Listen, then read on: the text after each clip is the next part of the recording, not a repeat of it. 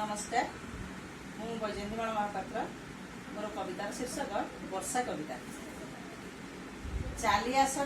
आस वर्षा राणी अमृतर धारा नहीं चातक स्वरूप रही अच्छी धरा तुम्भ बाट पुओ नाई रवि तेजग्रासे अष्टमास हेला असह्य जंत्रणा पाई रवि तेजग्रासे अष्टमास हेला असह्य जंत्रणा पाई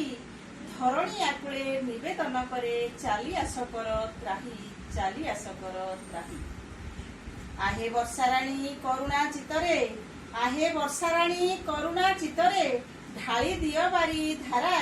तब सुभागमे संतोष लभंतु जन ओ जगत धरा पादपलतारे लुचिछि खद्योत तब सुभागम आसे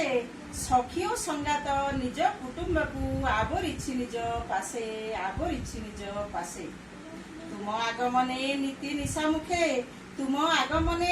निशा मुखे करिब से नव केली आहे वर्षा राणी ओल्हा अधरा को मनरे किछि न भाली मंडुकर खेद कहिले न सरे सेहु श्वासरुद्ध होई मंडुकर खेद कहिले न सरे सेहु श्वासरुद्ध होई गर्जिन पारई रुद्ध कंठ तार दियो बारी धारा बाही गिरी शिखी नवकु निरेखी बिकले कातर होई गिरी शिखी नवकु निरेखी बिकले कातर होई चाली आस प्राण प्रिया बोलिण अंतरे कही कूपनिर्झरिणी पुणी स्रोतस्विनी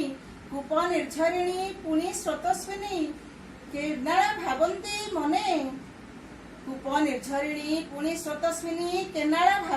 मने जल बिना तुच्छ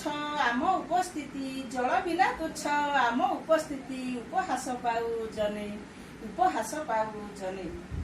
चषा भाई तार पूरण करिब अंतरर अभिलाष तुम आगमने सफलता पाई चलिब से वर्ष मास कदम्ब कुसुम आहुरी तमाल नाना जाति पुष्प गण तब प्रतीक्षारे छंती धरा गभा मंडाइबे सेहु गुण प्रचंड निदाघ